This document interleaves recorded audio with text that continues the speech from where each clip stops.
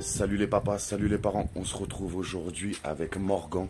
Son témoignage est à l'image du temps pluvieux. Courage à toi Morgan. Bonjour à tous. Voilà, déjà dans cette vidéo, je tenais à remercier Cédric de Juste Papa. Parce qu'il a pris du temps. Il m'a accordé du temps pour m'entendre, m'écouter, m'apporter son soutien et quelques conseils. Et jusqu'à maintenant, depuis le début de tout ça, c'est peut-être la première fois qu'enfin on m'écoute et qu'on me conseille. Donc je tenais à dire, n'hésitez pas à le contacter si vous aussi vous avez des problèmes qui pourraient être un peu comme les nôtres. Car Juste Papa, c'est pas que des vidéos. Il y a vraiment du soutien derrière et des gens qui sont là pour vous apporter l'aide qu'ils peuvent vous apporter en tout cas. Aujourd'hui, j'ai vraiment l'impression d'être laissé seul face à moi-même, face à ce système juridique où concrètement, on ne nous entend pas, on ne nous écoute pas.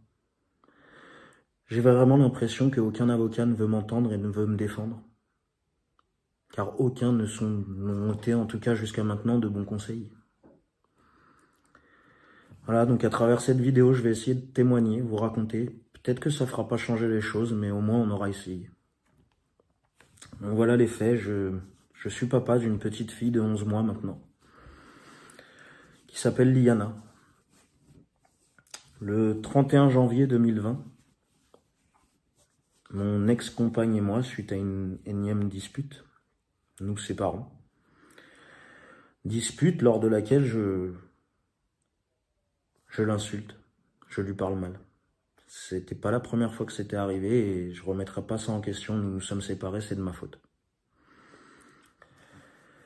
Suite à ça, elle dort à son appartement, l'appartement qu'on louait. Je dors dans ma maison dont j'étais propriétaire. Le lendemain, je pars travailler. Je suis routier en départ à la semaine. En étant sur la route, elle me contacte, elle m'annonce qu'elle a pris la décision de partir à plus de 1000 km de chez nous avec ma fille de 1 mois et 1 semaine à ce moment-là. Et me bloque de tout moyen de communication.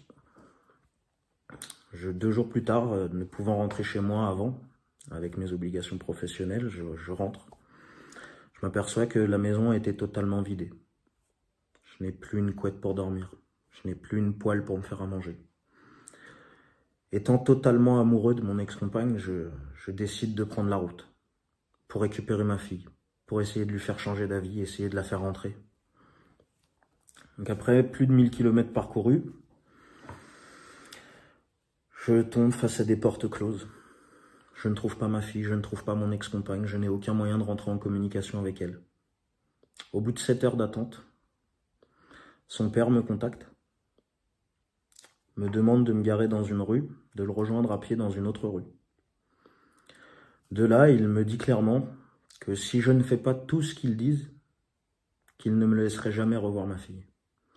Il m'apprend que la gendarmerie leur a avoué que j'avais un casier judiciaire pour des faits de violence. Et me dit que si je fais quoi que ce soit et que j'ai saisi un juge ou quoi que ce soit d'autre, qu'ils s'appuieront sur mon casier pour faire en sorte que je ne puisse plus jamais voir ma fille. J'acquiesce. Sur le moment, j'ai le sentiment de ne pas avoir d'autre choix. De là, mon ex-compagne arrive dans une deuxième voiture. J'arrive à discuter avec elle, elle me dit qu'elle regrette, qu'elle m'aime, qu'elle a agi sur un coup de tête. Son père me dit qu'il ne la laisserait, que même malgré tout ça, il ne la laisserait jamais revenir à notre domicile. De là, une troisième voiture arrive, sa grande sœur, avec enfin ma fille dans la voiture. On me laisse prendre ma fille 5 minutes sous la pluie, dans mes bras, et on me demande de repartir gentiment et de réfléchir à tout ça. Chose que je fais. En rentrant, je prends la décision de déposer une première main courante pour au cas où que ça aille plus loin, avoir des preuves de ce chantage. De là, mon ex-compagne m'annonce qu'elle a déposé plainte contre moi pour des faits de violence que je n'ai jamais commis.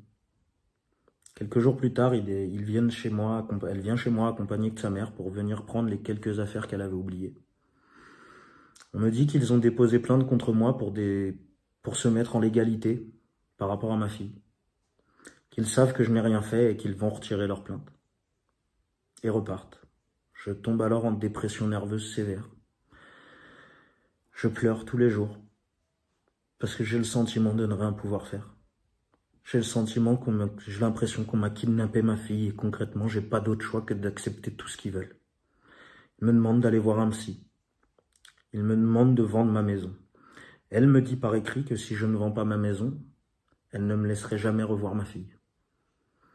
Je prends donc la décision de tout accepter parce que concrètement, je n'ai pas le choix sur le coup. Je prends donc contact avec un psychologue.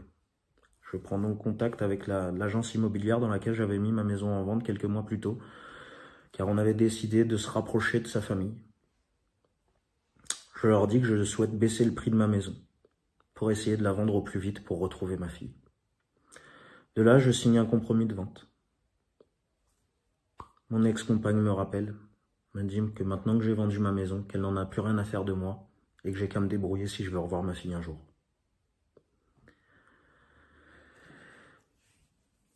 Je décide de déposer plainte. Une plainte est retenue pour chantage sur personne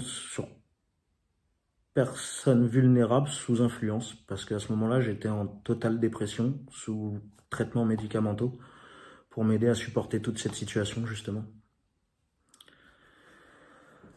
S'ensuit 5 mois de pression, de chantage, où on me laisse entendre que si je fais quoi que ce soit, de toute façon, tous les droits vont à la mère et que je n'aurai jamais rien, que je ne reverrai jamais ma fille.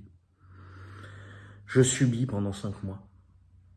Au bout de 5 mois, je craque. Je décide de dire stop. J'en peux plus. Je ne peux plus être privé de ma fille. Je lui répète tous les jours que je veux être le père de ma fille, m'en occuper, faire partie de son quotidien, que je ne veux pas louper ses premiers pas, ses premiers mots, ses premiers papas. On me dit que ça sert à rien de venir, que si je venais, son père finirait par me taper dessus, que ça ferait des histoires. On me laisse entendre que j'ai pas le choix que de les écouter. Je les écoute. Je finis par craquer. Je reçois une lettre, la lettre de convocation au JAF. Je craque. Je l'insulte, je la menace sur ce répondeur, étant bloqué de tout moyen de communication depuis ça. Depuis avoir reçu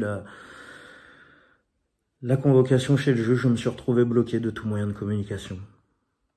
Que ce soit réseaux sociaux, numéro de téléphone, je me suis retrouvé bloqué. Plus aucune nouvelle.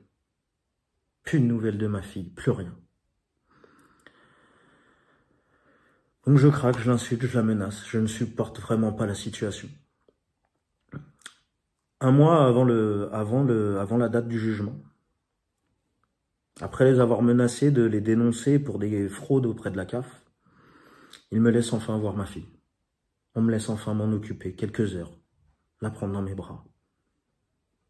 Je décide alors d'aller faire les magasins. Je dépense pour 550 € de vêtements pour être sûr qu'elle ne manque de rien pour les mois à venir. Et on me demande de repartir. Je craque encore une fois. Je pense mettre fin à mes jours à ce moment-là parce que j'ai l'impression que jamais on ne me laissera voir être le père de ma fille. Suite à ça, on en arrive au 12 octobre. Date de passage chez le JAF. 5 minutes avant le passage, mon avocate prise en catastrophe quelques jours avant, car je n'arrivais pas à admettre avoir besoin d'un avocat pour qu'on me laisse être le papa de ma fille, m'annonce que des attestations ont été faites contre moi. Je prends le temps de les lire, je lui dis que tout est inventé, que beaucoup de choses sont erronées et qu'il y a beaucoup de mensonges, que j'ai toutes les preuves pour pouvoir le prouver. Ces attestations essayent de me faire passer pour quelqu'un de fou. Il est précisé que j'ai été voir un psy, justement suite à leur chantage, mais ça ils ne le disent pas. Que je suis resté 5 mois en arrêt et que je ne suis pas stable psychologiquement, que je suis quelqu'un de fou. Mon avocate me dit que ce n'est pas la peine de fournir mes preuves, qu'il me suffira de le dire au juge. chose que je fais. Et là, je m'aperçois que mon avocate ne dit rien, ne me défend pas. Sur ces 15 minutes de passage, le seul moment où mon avocate a pris la parole, c'était pour dire qu'effectivement, j'avais besoin de soins. Parce que je vivais très mal le fait d'être séparé de ma fille et séparé de mon ex-compagne.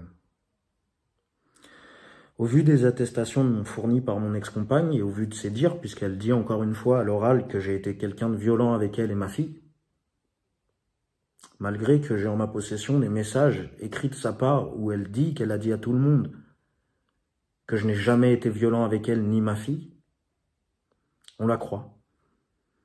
On ne lui demande aucune preuve. Cette juge me laisse entendre que je ne pourrais bénéficier de plus de 2 heures de visite une fois par mois, étant donné la distance et mon emploi. Je décide alors de lui demander la garde pleine de ma fille, en lui précisant que sans ça, je ne verrai jamais ma fille, qu'on ne me laisserait jamais être le père de ma fille et que je ne pourrai jamais m'en occuper, parce que c'est pas avec 2 heures de visite par mois, concrètement, que je pourrais m'occuper de ma fille et de son père. Elle nous annonce que le jugement serait rendu 1 mois et demi plus tard. Et elle oblige mon ex-compagne, qui refusait jusqu'à maintenant de me laisser voir ma fille et de m'en approcher. Elle l'oblige à me laisser voir ma fille ayant fait la route. On me laisse enfin voir ma fille. Tout se passe bien. Je demande à madame s'il est possible de trouver un arrangement après le verdict et de saisir une médiatrice, afin qu'on puisse trouver un arrangement pour que je puisse bénéficier autant qu'elle de ma fille, que je puisse m'occuper autant qu'elle de ma fille.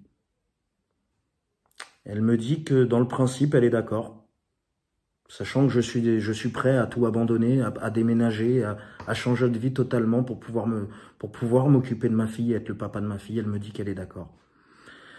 Je repars avec le sentiment, j'étais heureux.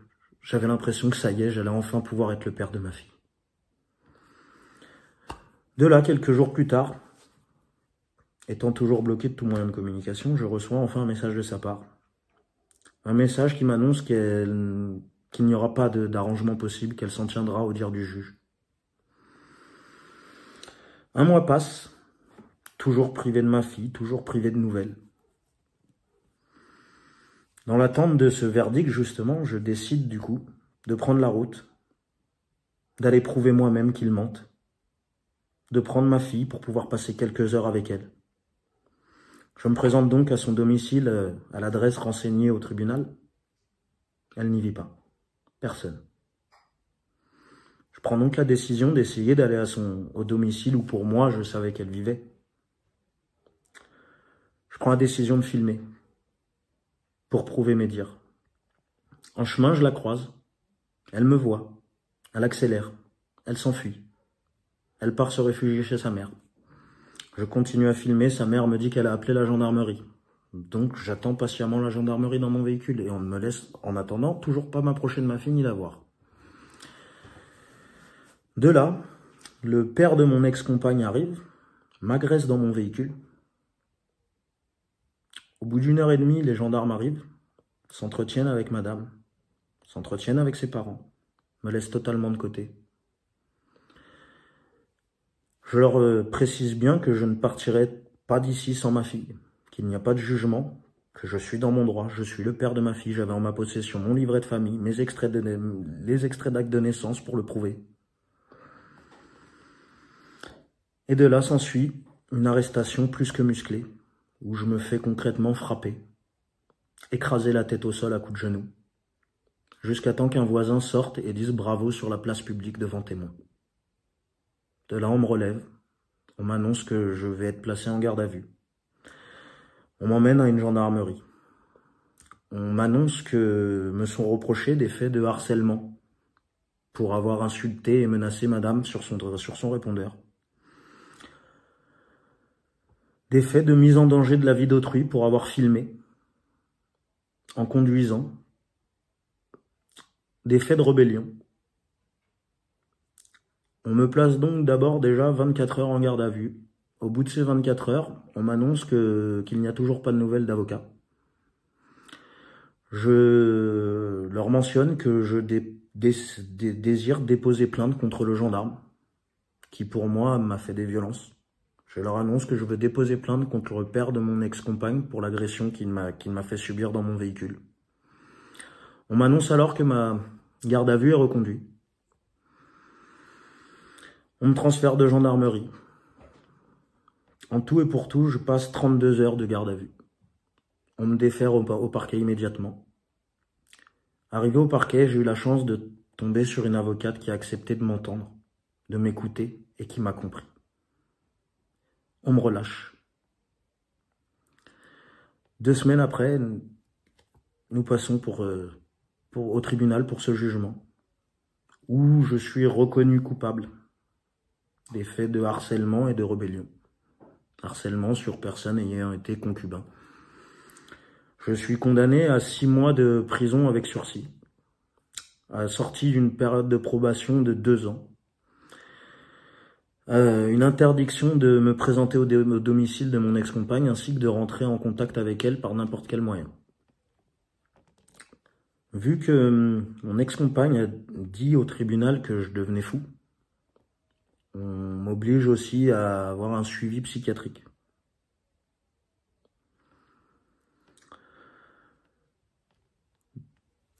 De là, je rentre chez moi. Je suis complètement anéanti. Complètement anéanti. Le verdict tombe. 24 novembre. On ne me laisse que 2 heures de visite une fois par mois, à mes frais, dans une association à plus de 1000 km de mon domicile. Je contacte cette dite association qui me dit que leurs services sont complètement engorgés, qu'ils ne pourront pas me recontacter avant le mois de mars 2021 pour me permettre de voir ma fille et me donner une date de visite. Ils m'annoncent également que ces visites ne seront possibles que le samedi, alors que pourtant avait été fournie au juge une attestation de mon employeur disant que je travaille du vendredi au mercredi.